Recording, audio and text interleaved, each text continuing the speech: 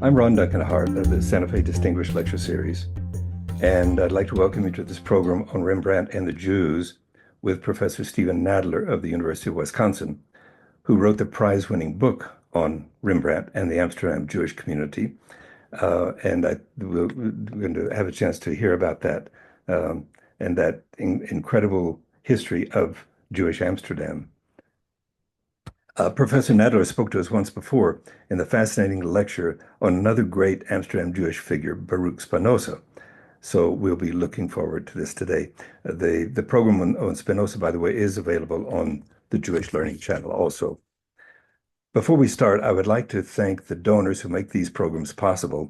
And today we thank Gloria Abella Ballin, Helene Harpman, Hervey Jervis, and Leslie Nathanson for their support on a continuing basis for these programs, and especially for today. What a pleasure it is to have Stephen Nadler with us today. He's the Willis Research Professor and the William Hay Professor of Philosophy at the University of Wisconsin, where he is also the director of the Institute for Research in the Humanities. Among his 20 books, Rembrandt's Jews was the finalist for the Pulitzer Prize and it is the book on this subject. His book on Spinoza, A Life, won the Koret Jewish Book Award for biography, and he's written other books on Spinoza. One of them is Think Least of Death, Spinoza on How to Live and How to Die. Another book, a book forged in hell, Spinoza's Scandalous Treatise and the Birth of the Secular Age. And his book on Menashe ben Israel, Rabbi of Amsterdam, also focused on the Amsterdam Jewish community. Professor Nadler's books have been translated into more than 20 languages, and among other honors, he is a member of the American Academy of Arts and Sciences. So it is a special pleasure for us. Thank you for being here, Professor Nadler, and we look forward to the program today. Thank you, Ron, and thanks for having me back again. I'm going to start the share screen function. All right, thank you. So I'm going to use three paintings as a kind of portal to Amsterdam and the Jewish world in the 17th century. The first painting is this work by Rembrandt, Belshazzar's Feast, and this is from the mid-1630s. The second painting, second painting is the interior of the Portuguese synagogue, which was constructed in 1675. This painting is probably from around 1680 by Emmanuel de Witt. And the third painting is this landscape by Jacob van Ruysdael, probably from the mid-1660s.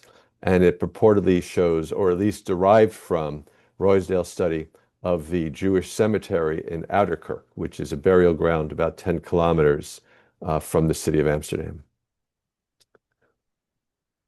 So Jews generally did not fare very well in European art, at least before the 17th century.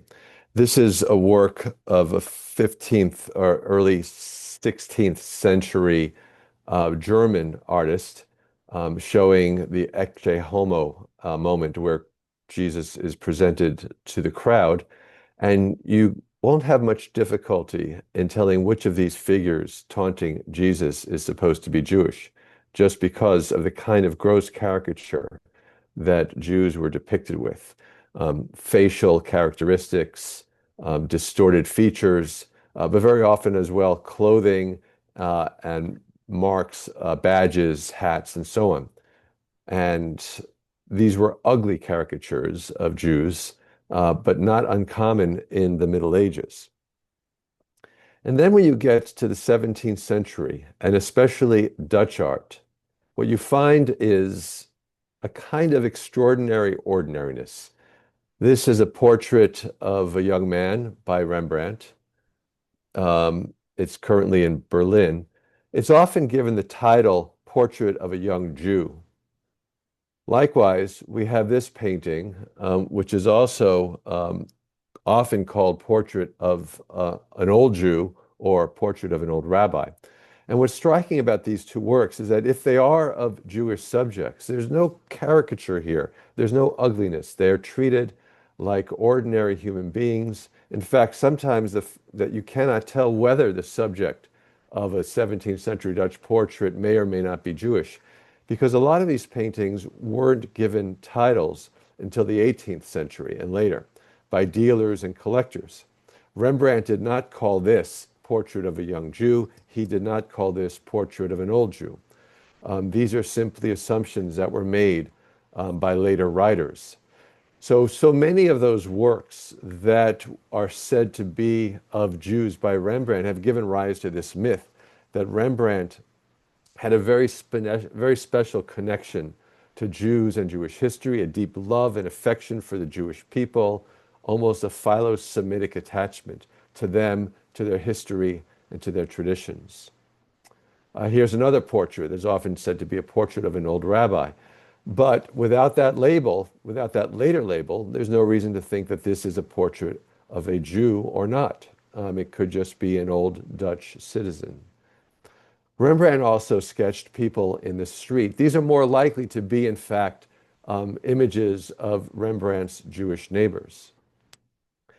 The reason why this myth of Rembrandt, this philo-Semitic attachment he may have had to Jews, came about was not just because of these paintings that we've attributed to him, that have been attributed to him as portraits of Jewish figures, but because when Rembrandt walked out his front door, he could in fact see very much a scene like this, a couple of old Jewish individuals walking and talking.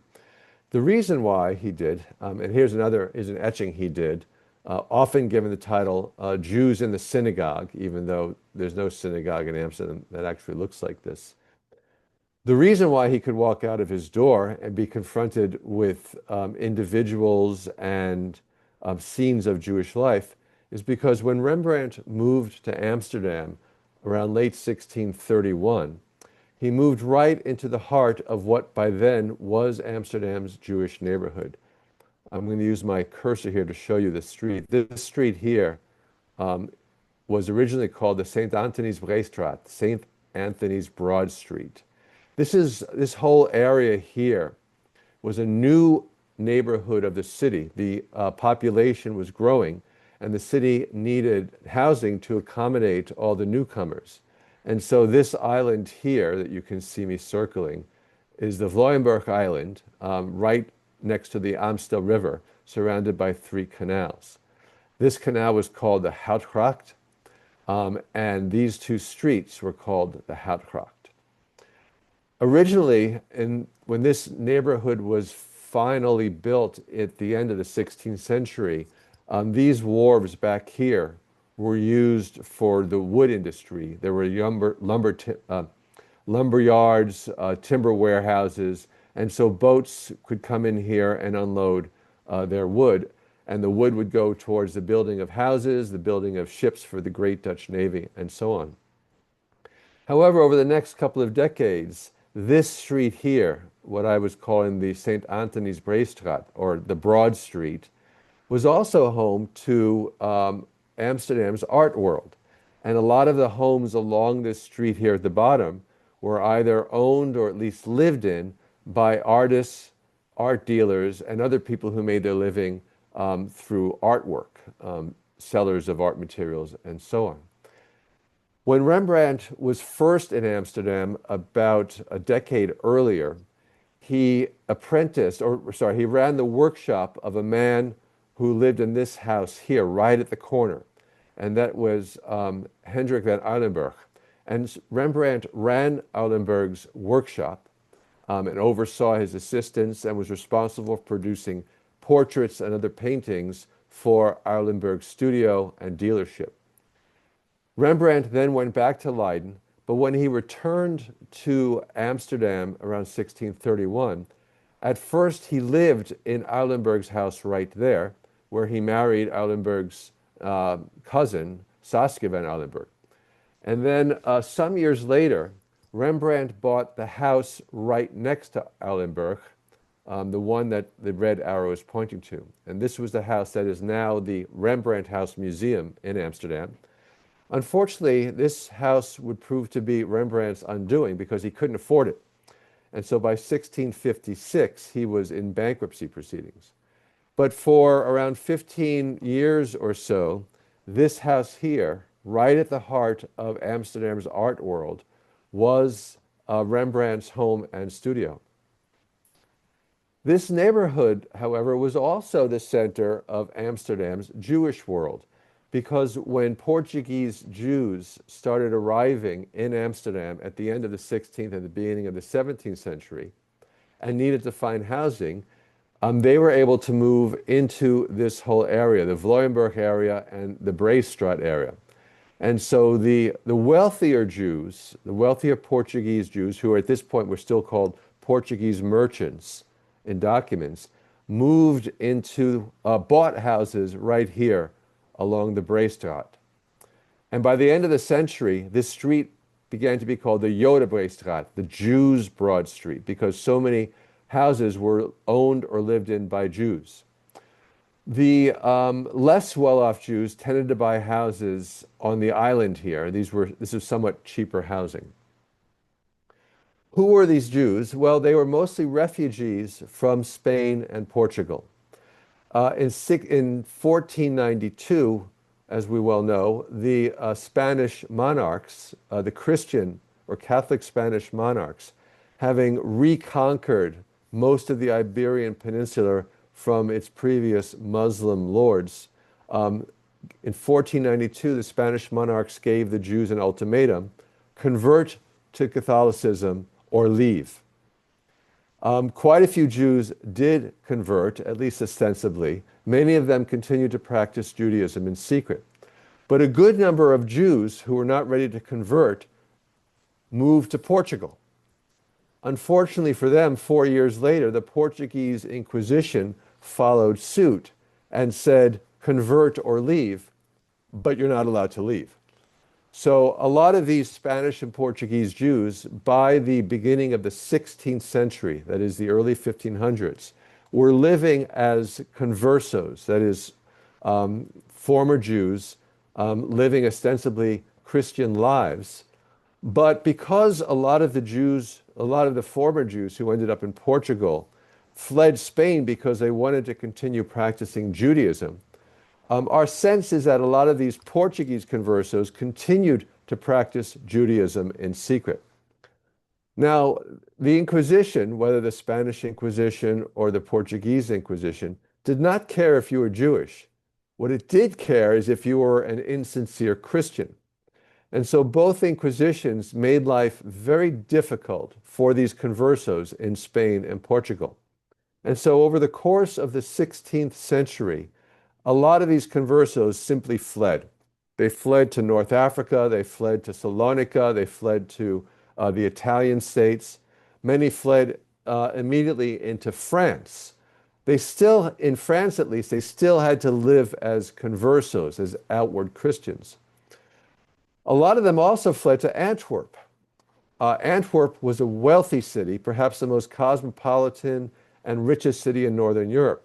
And even though Antwerp was part of the southern Netherlands and thus still part of the Spanish Empire, they had a little more freedom there. It was a greater distance from the Inquisition, but they still had to live as conversos, as Christians.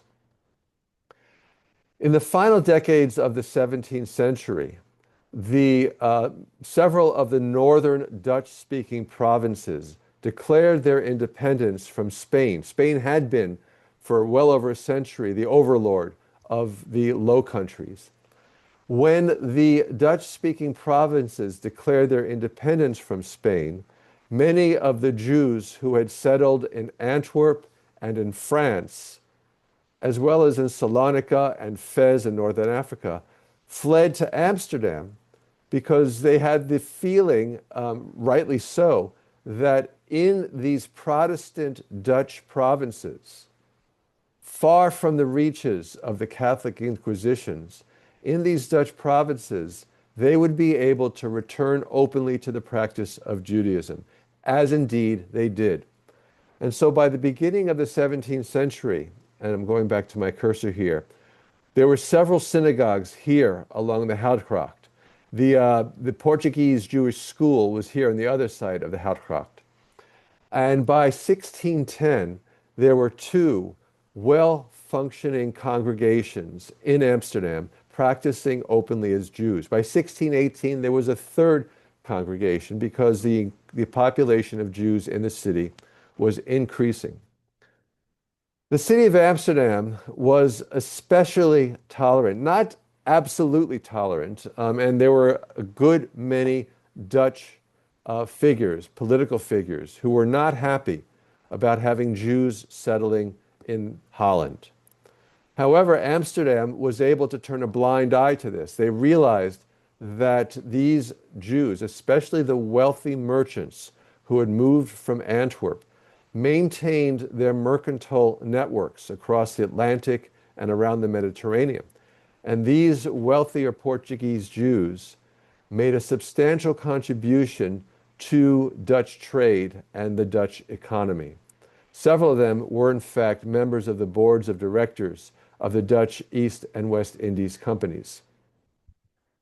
The Netherlands, the Dutch Republic, therefore, was not going to make the same disastrous mistake that Spain made when it expelled its Jews.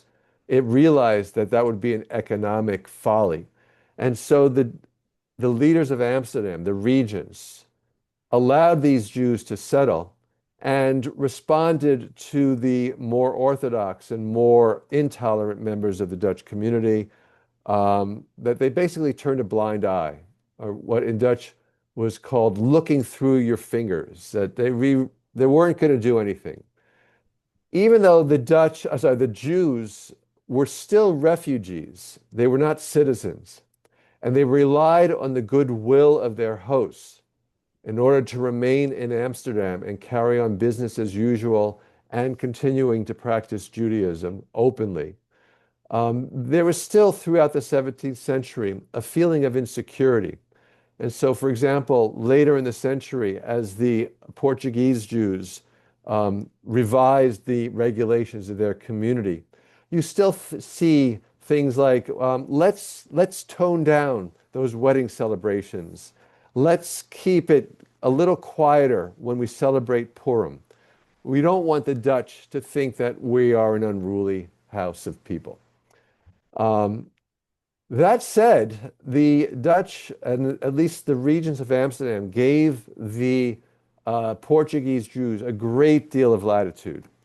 And by the middle of the century, you really had perhaps the most flourishing Jewish community in Europe.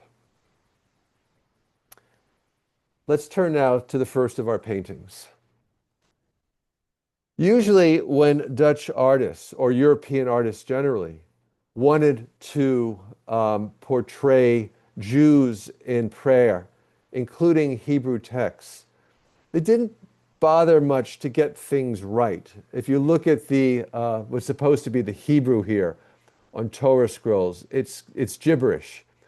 This looks more like a mathematics treatise from high school calculus than it does like Hebrew. So there really was not a lot of care taken with portraying the Hebrew right. But then, when we get to Amsterdam, you have this painting by Rembrandt, of Moses holding the tablets of the law. And you can see that Moses went to a good deal of trouble to get the Hebrew just right. He wanted to portray Hebrew as it would be recognized by anyone familiar with Hebrew. Now, you might find an error here or there. In one of his paintings, as we'll see, there's a final, what's supposed to be a final nun. It doesn't look quite right. Here's the painting of Belshazzar's feast. The story from the book of Daniel is that Belshazzar was throwing a feast and hosting this feast using the utensils that his father, Nebuchadnezzar, had stolen from his Babylonian father, King Nebuchadnezzar, had stolen from the Temple of Judaism when the Babylonians had conquered the land and the Jews had gone into exile. In the midst of this feast, according to the story in Daniel, all of a sudden, this mysterious hand came out of a cloud and started writing on the wall. And nobody in the crowd at the feast could interpret the writing. It didn't make any sense, especially if you tried to read it horizontally, left to right. Belshazzar called in his wise men. They could not make any sense of it. And he was told that there was a young man among the Jewish exiles in Babylon who could read the text. And so Daniel was called in, and he looked at the words and he said that the text essentially means your days are numbered. He read it from right to left, but not horizontally, but read it down in columns. Mene, mene, tekel, upharzin. Now here's that little mistake in Hebrew, that the fingers are writing what's supposed to be a final nun. It looks a bit like a Zion, but maybe it hasn't finished its work yet. What Daniel realized is that the words were not written in code as some of the Talmudic rabbis had tried to make sense of this. The book of Daniel simply says that the message was written in a way that nobody could read it. And so you have various rabbis in the Talmud and other midrashim trying to make sense of what was the problem, what was the book of Daniel referring to when it said the message was hard to read. So one rabbi says, well, it was written backwards. Another rabbi says it was written in code. Another rabbi said it was written right to left, but in an unreadable fashion.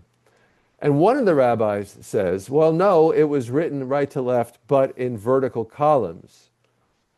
And that's exactly how it appears in Rembrandt's painting. The question is, why did Rembrandt, in this painting, not only get the Hebrew characters right, but use this particular solution to the puzzle? Why did Rembrandt paint it in vertical columns, right to left? Mene, mene, tekel, upharzin. These are, by the way, mene, mene, tekel, upharzin. These are diminishing amounts of units of measurement. And so Daniel saw these diminishing amounts. Amina is 1 unit. A tekel is, I believe, half of that unit. And a fars is a further division of that unit. So you have these diminishing units of measurement. For Daniel, that meant your days are numbered. You're coming to an end.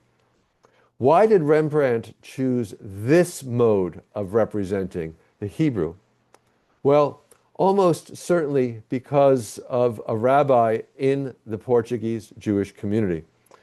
These two pictures are said to be, very often in catalogs, they're said to be portraits of Rabbi Manasseh ben Israel.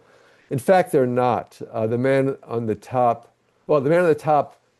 probably is Rabbi Manasseh, and that's by the artist not Jan Levens. Got to get my notes here. Robert Flink.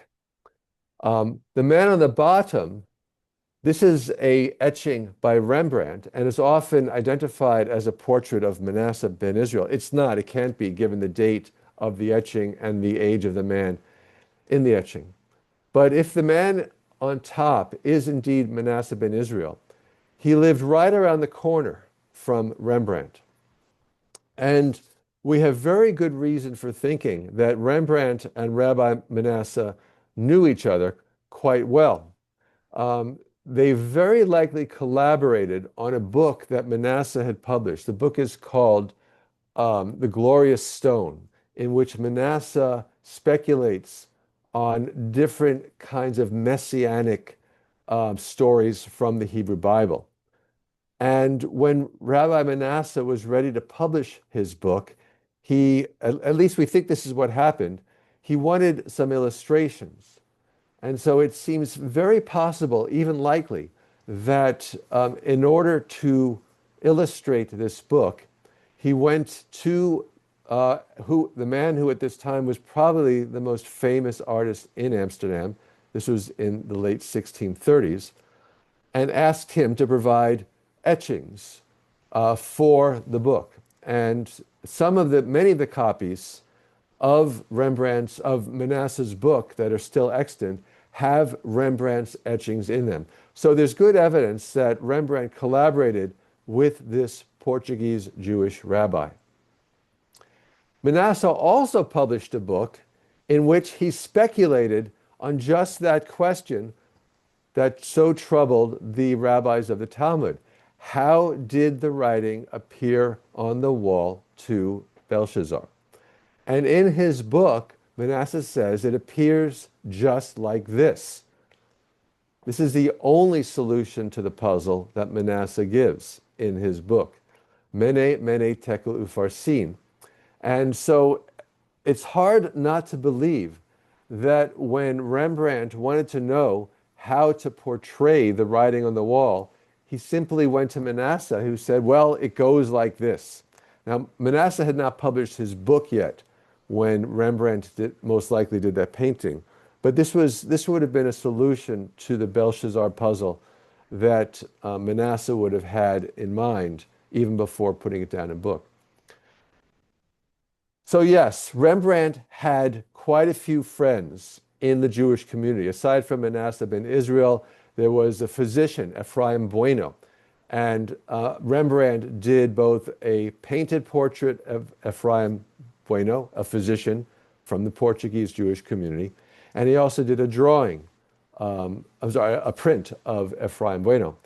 These are likely not Rembrandt's only acquaintances and even friends in the Jewish community.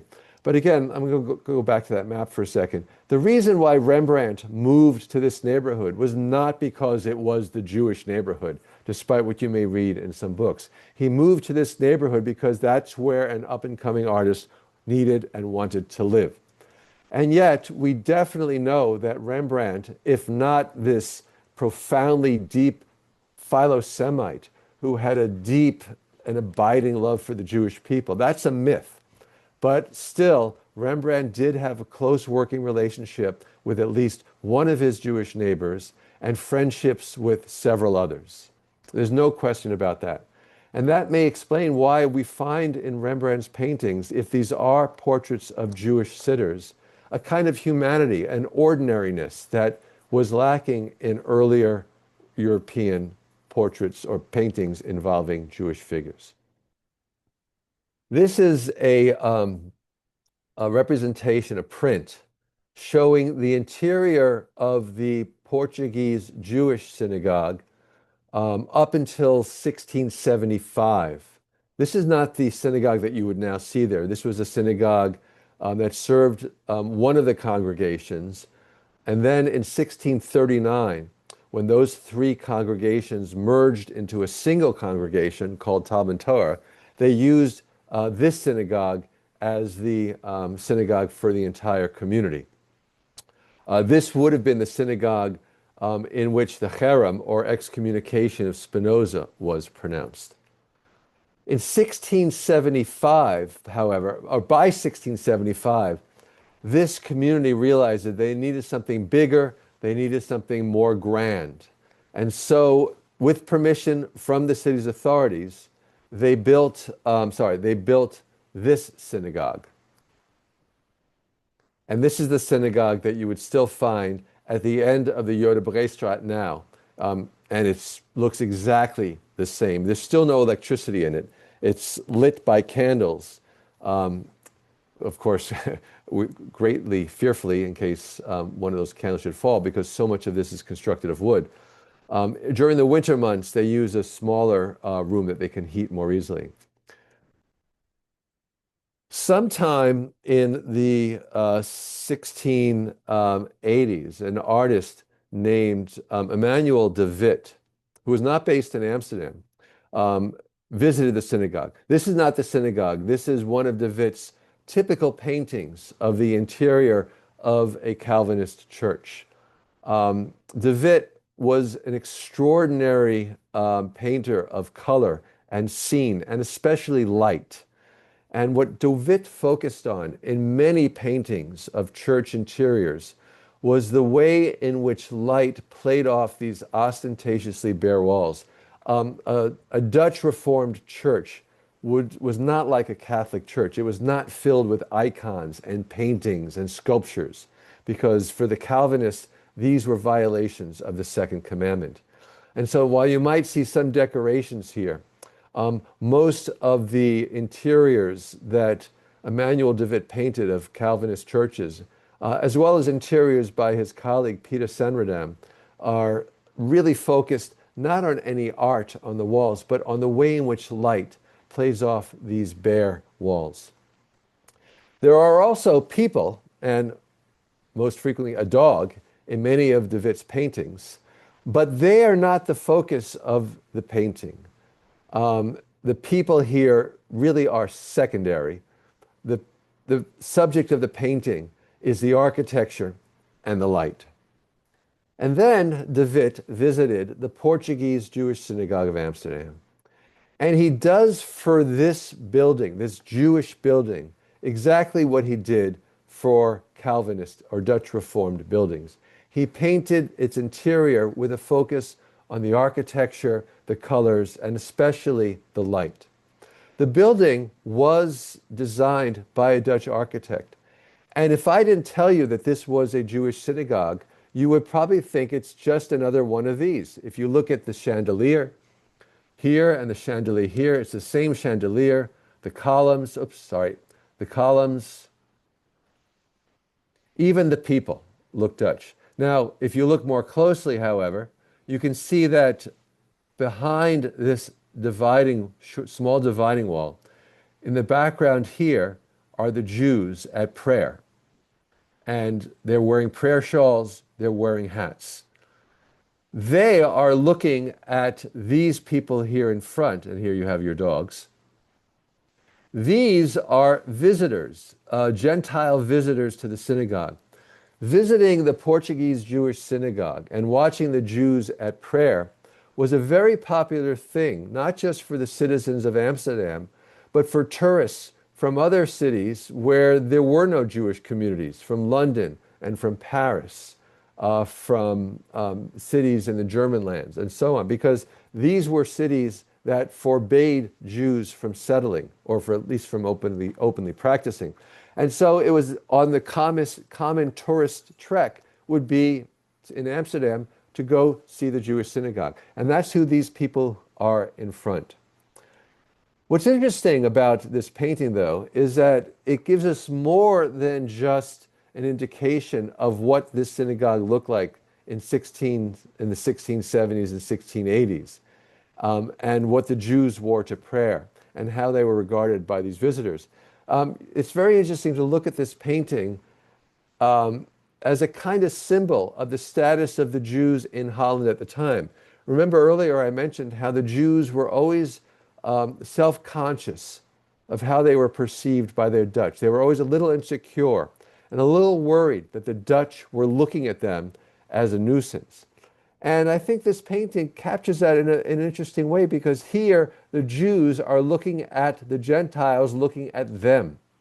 And so if you wanted a symbolic representation of how the Jews felt in the eyes of the Dutch, you have a nice depiction of that here.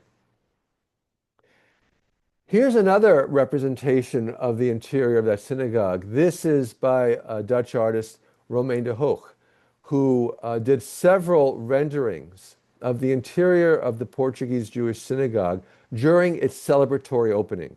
And so here you have a lot of people, some of the leading figures from Amsterdam and from the province of Holland, attending this great celebratory event. This tells us very clearly that really the Portuguese Jews had nothing to worry about, that they were welcomed. The attendance at this celebratory event, the fact that they were allowed to build this big synagogue in an open manner and celebrate their community in this way, I think speaks volumes of the way in which Amsterdam's took pride in this community. There were other Jews in Amsterdam by this time, and these were Ashkenazic Jews, Polish, Lithuanian, Jews from the German lands. They began arriving in Amsterdam in the 1630s, several decades after the Sephardic Jews. And they were fleeing not the Inquisition, but they were fleeing pogroms and war and poverty. And as they arrived in Amsterdam, they were initially given great care by the Portuguese Jews who welcomed these impoverished refugees. But over the next couple of decades, they realized that the Ashkenazic Jews, who were in fact more learned as Jews than the Sephardim. Remember, the Sephardic Jews had been cut off for generations from Jewish traditions and Jewish texts. And so when the Sephardic Jews first settled in Amsterdam, they had to be re-educated in normative Judaism. And so they brought in rabbis from Fez, from Venice, from Hamburg and elsewhere to teach them how to be good Jews. But the Ashkenazic Jews who arrived in Amsterdam in the 1630s and later had never been cut off. They had been practicing Jews for centuries. However, they were quite poor. And while they relied on the Sephardic Jews for charity, after a certain point, the Sephardic Jews became not just tired of financially supporting the Ashkenazic Jews, but also embarrassed by the poor Ashkenazic Jews, many of whom were beggars in the street or walked around in poor clothing. That earlier drawing by Rembrandt is most likely of Ashkenazic Jews, not Sephardic Jews. And so what happened at a certain point was that the Sephardic Jews, the charity that they had been using to feed and clothe and house the Ashkenazic Jews was eventually became charity that they used to send many of these Ashkenazic Jews back to where they came from. There was no love lost between the Ashkenazic and Sephardic Jews of Amsterdam in the 17th century. But again, what I want to point out in these representations of Jewish sites, De Witt's painting of a Jewish synagogue, is again the absolute ordinariness with which Jewish traditions and a Jewish site of worship and Jewish individuals are portrayed. Like Rembrandt's depictions of Jewish sitters, whether we're talking about Dr. Ephraim Bueno or his collaboration with Manasseh ben Israel, so too Emmanuel de Witt and Romain de Hoogh didn't see anything here worthy of caricature, of insult, that these were treated as ordinary sites of worship, of religious devotion. There was nothing unusual in the way in which these Dutch artists portrayed Jews, their practices, and their sites of worship. All right, on to our third painting. This is a landscape by Jacob van Ruysdael. It's sort of a classic, a beautiful Dutch landscape. You have the majestic sky, the winding path moving into the background, the lush greenery around. There are trees that are flourishing. You could also, if you look closely, there are dead trees on the ground. This is sort of a paradigmatic, iconic Dutch landscape by one of its finest landscape painters. And when you walk into a museum and you see those skies, you see that blue with the dramatic clouds, you know immediately you are surrounded by Dutch landscape paintings. Sometime in the 1660s, Ruysdael went to the Jewish cemetery in Ouderkerk and did a couple of drawings. These are drawings of Dutch graves in the Ouderkerk cemetery. And we can actually identify whose graves they are. And we know that these are the graves of Portuguese, members of the Portuguese Jewish community of Amsterdam. When the Jews first settled in Amsterdam, they tried to buy burial lands in different locations. Amsterdam itself would not allow them to bury their dead in the city. And so they finally acquired this land in Ouderkerk, just up the Amstel River. So one day, Ruysdael visited the Beth Chaim cemetery, and he did this drawing, and he did this drawing. If you look closely, you can see that unlike Rembrandt, Ruysdael did not really bother in this drawing of Portuguese Jewish graves. He didn't bother trying to get the Hebrew right. But what he did do is he went back to his studio and he made 3 paintings based upon these drawings from the Portuguese Jewish cemetery. Here's one of them. And you can see how here in this painting, he incorporated his drawings from his visit to the cemetery. The rest of this is pure imagination. This is not what the Ouderkerk cemetery looks like. You don't have these big, there are no mountains in the Netherlands. You don't have these dramatic hills, and you don't have these castle ruins in the Ouderkerk cemetery. These are all figments of Van Ruysdael's imagination.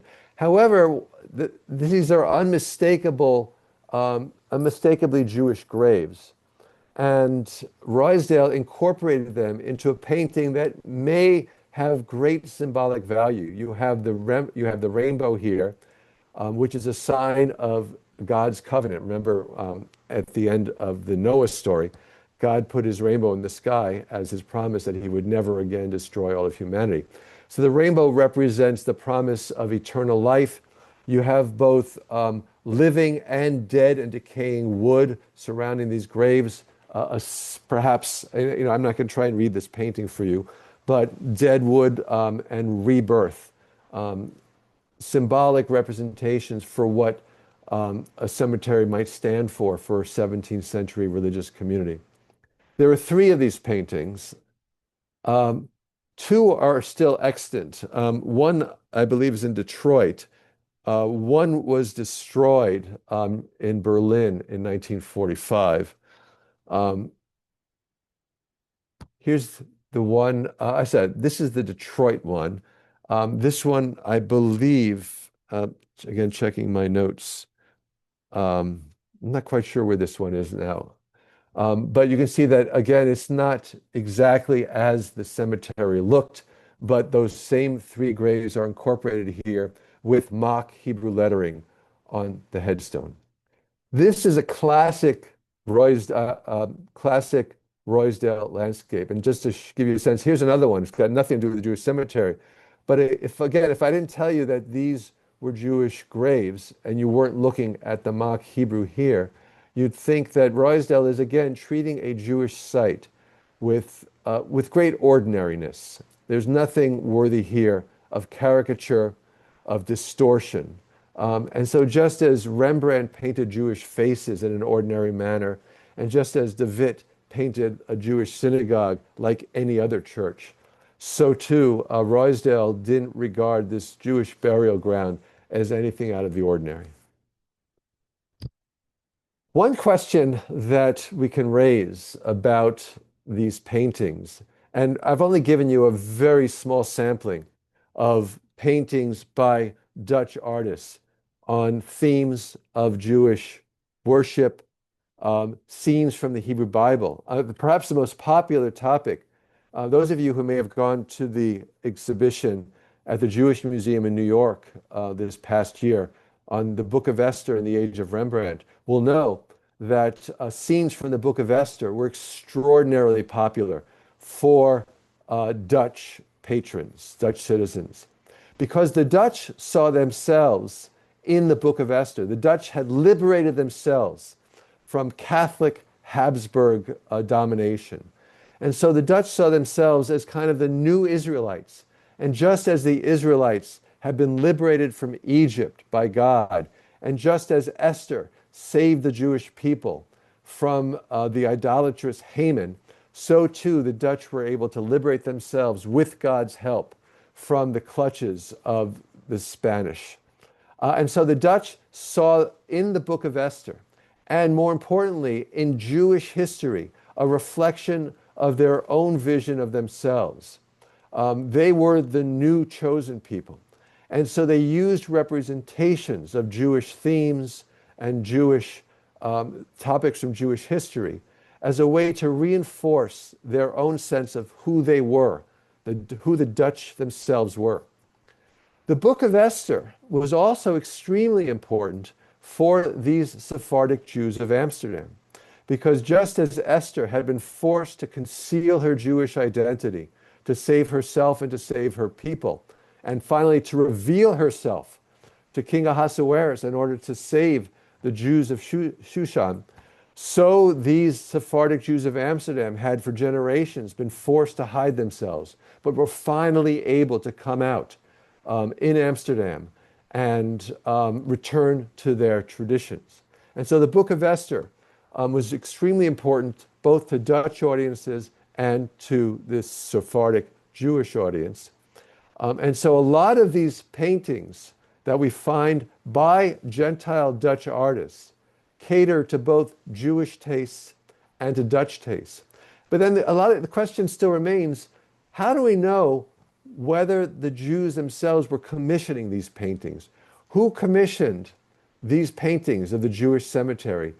Who commissioned these paintings of David's paintings of the Jewish synagogue? We don't really know, but we do know that these Sephardic Jewish families were commissioners of big and expensive paintings by Dutch and other artists. This is a drawing by Romain de Hoog of a Jewish circumcision ceremony.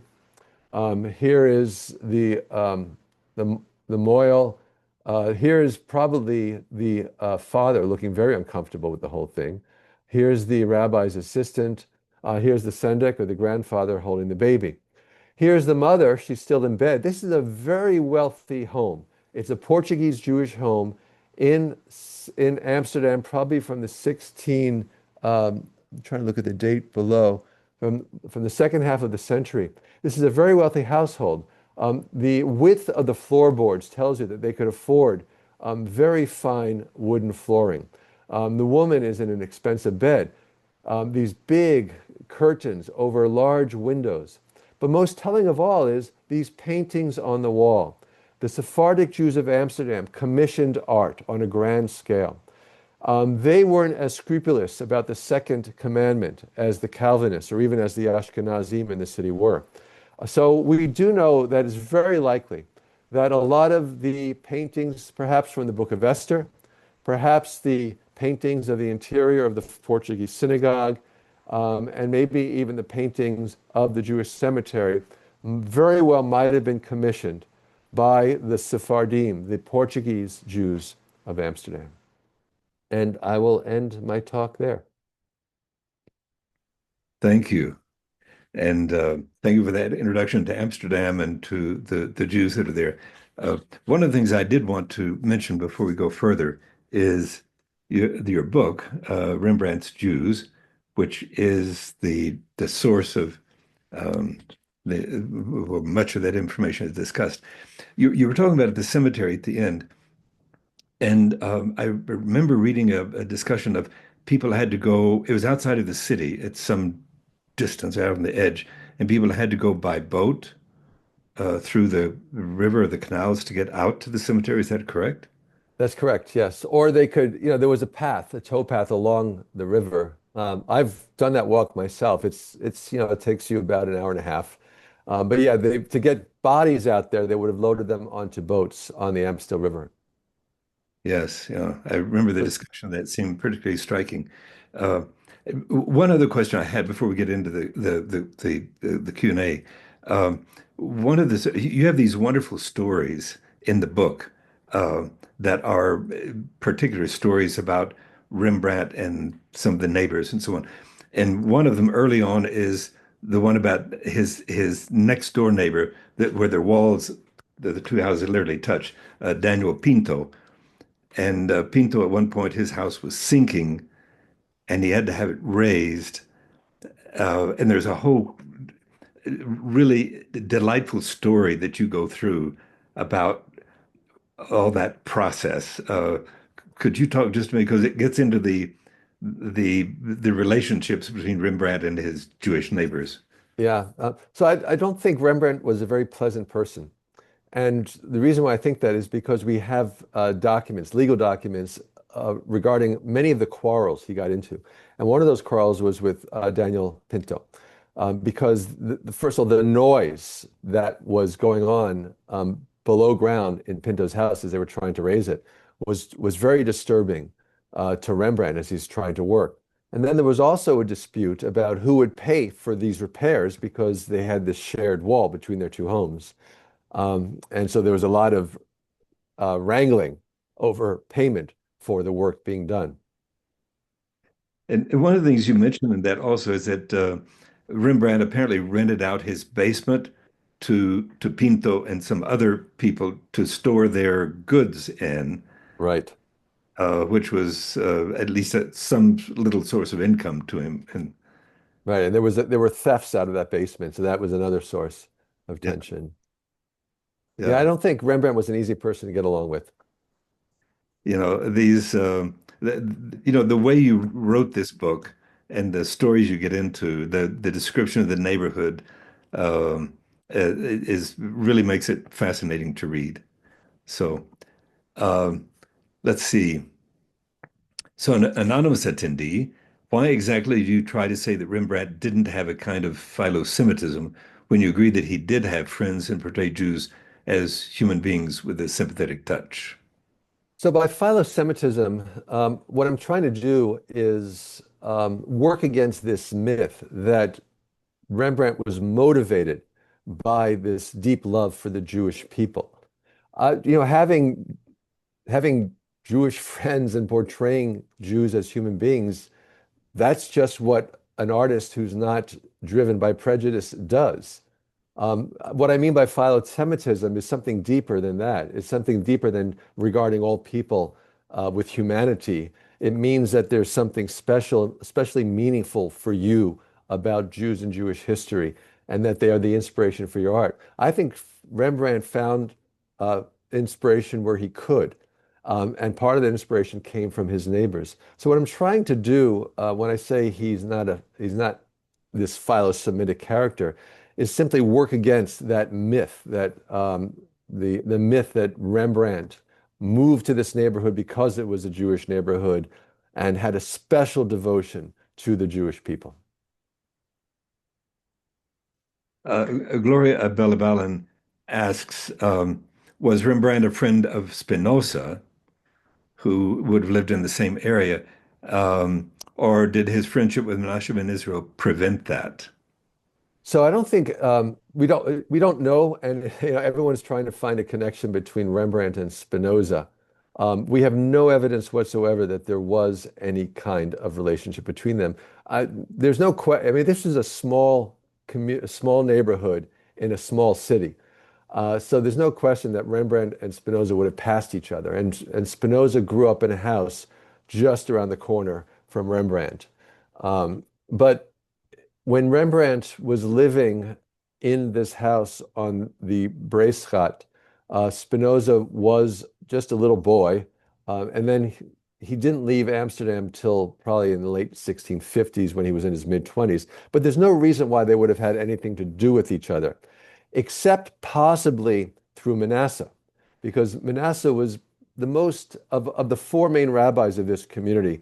Manasseh was probably the least scrupulous when it came to engaging with Gentiles in intellectual and even religious discussions. And this was a source of great concern among the other rabbis, that Manasseh was going too far to ingratiate himself with Gentiles. He was also probably the most liberal thinker of the rabbis in this community.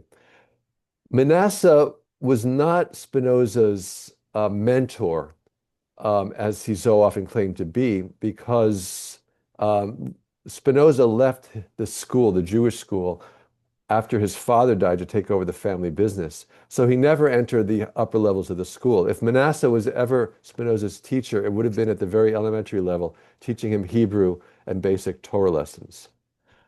But because Manasseh had a relationship with Rembrandt, it's possible. I don't see any reason for thinking that Spinoza and Rembrandt ever met. It's not logically impossible. And you could speculate all sorts of connections. But like I said, it's just speculation.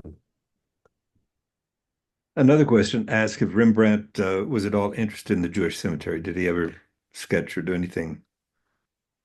So the question says, why was the artist R?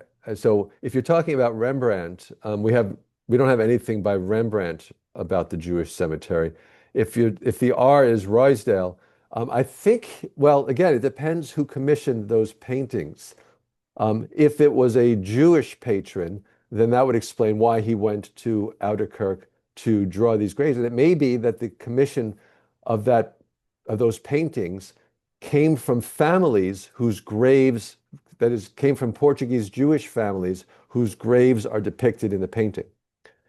If the commission for the paintings did not come from a Portuguese Jewish family, then it may just be that Ruysdael found this cemetery especially picturesque and wanted to incorporate it into a much bigger, more imaginative landscape.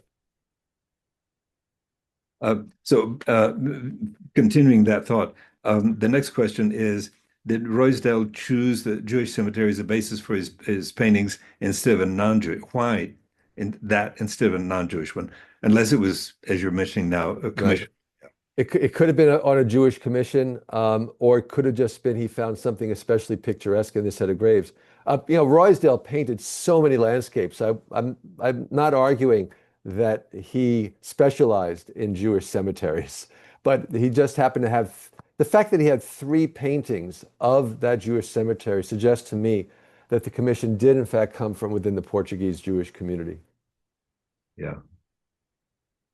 The So this was an excellent talk. And the next question from Alexei Porter is, in the last painting, that it looked like there was someone black in the far left corner. Were was that was she seeing correctly or was quite Yeah, let me go back and see. So I can go back and see, but yes, that would not be unusual. And this is a great question. It opens up a real hornet's nest. The Sephardic Jews of Amsterdam owned enslaved people. yeah, yeah. It was illegal. The Dutch Republic outlawed slavery within the Republic, even though the Dutch were heavily invested in the transatlantic slave trade. However, in Amsterdam, it was not permissible to own an enslaved person. However, we know that these Sephardim owned enslaved people, typically Africans. Um, and the Dutch apparently turned a blind eye to that as well. I suppose I can, let's see if I can share again, or at least go into let's go into that PowerPoint. So where do you, yes, it's, Far left if you, corner. yeah, it's possible. But even if this person is not themselves black, yeah, but even if this person was not black in the drawing, that, that's a very significant issue in the Jewish community in the 17th century. The next question is, where is Balthasar's feast Belshazzar's feast today? is in London, in the National Gallery. The National Gallery. Yeah. Okay. Rachel Bortnick, who is a specialist in Ladino, by the way, in the Sephardic traditions, is asking, did the Portuguese Jews of Holland have any communication relationship with the Sephardim in the Ottoman Empire?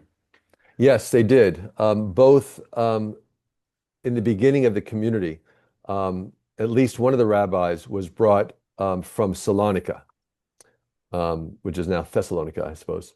But also, as part of their trade business, they dealt with merchants all along the coastal Mediterranean, not just the Italian states, but across the Adriatic and in the Greece and the Ottoman Empire. So yes, it was an important part, and cycling all the way around too, across Egypt, Algeria, Tunisia, and Morocco. And Shabbatai Zvi, as I understand, also had an impact in Amsterdam. Yeah. Right, in 1666, there was this great what's called enthusiasm or irrational mania for Shabbatai Zvi, who was proclaimed to be the Messiah. And I think Amsterdam, more than any other European city, was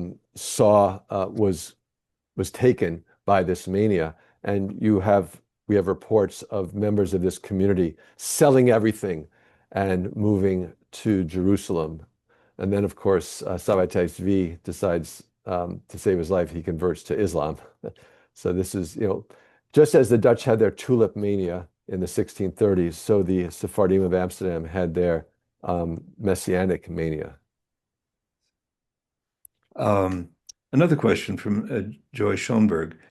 So why would the painting of Belshazzar's feast with Hebrew and have a connection with Menachem in Israel, if not out of respect for historic Jewish culture? The demise of Babylon indicated hope for Israel.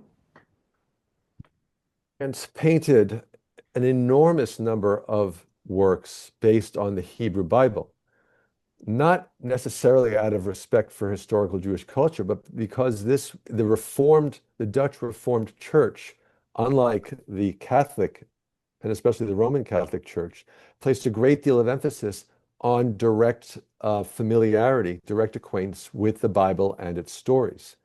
And so so many of these paintings from the Hebrew Bible by Rembrandt were catering to a Dutch audience, not a Jewish one. Oh, okay. Um, Back to the cemetery question. Did the Jews, were the burials in above ground tombs? Because that's what the drawings look like. Some were, many were not. Dutch, remember most of the Netherlands is below sea level. And so if you start burying people underground, you've got a very high water table. So, but there are a large number of graves in Beth Chaim and Ouderkerk that are burials underground. What happened was by the 19th century, they were running out of room. And they were burying people on top of people on top of people. And I'm pretty certain that at a certain point they started removing older burials. I'm not quite sure when that happened and to what degree it happened, but then there were some burials above ground, like in the mausoleums you see in the paintings. Yeah. Betsy Meska asked if the Sephardic Jews who went to America were from Amsterdam, and she gives the example of Newport, but of course the ones who arrived to New Amsterdam were Portuguese Jews from Recife, Right. who were Amsterdam based originally, but then arrived to the New Amsterdam. Right. When the Dutch had conquered a part of Portuguese Brazil, and when they did so, a fair number of members of the Amsterdam Portuguese community went to Brazil and they took Rabbi Aboab with them and practiced openly there under Dutch watch. When the Portuguese retook Brazil, Recife and Pernambuco, these Portuguese Jews had to get out of Dodge really quickly because the Portuguese brought with them the Inquisition. And they fled to islands around the Caribbean, Curacao, St. Martin's, and so on. But a fair number ended up going to New Amsterdam. And so the first Jewish community in New Amsterdam, despite Peter Stuyvesant's objections, were the Jews, Amsterdam Jews by way of this Brazilian settlement. And if you go to Curacao, and I recommend it, it's beautiful, and you walk into the synagogue in Curacao, it looks just like the Amsterdam synagogue. Yes, amazing. No, Yeah. yeah, it was the model. The There is concerned about knowing that Jews own slaves. There's an entire story about the Portuguese crypto Jews, the conversos, who were involved in the slave trade. They were Mm. not in Amsterdam, of course, but many of them had family in Amsterdam. Yeah.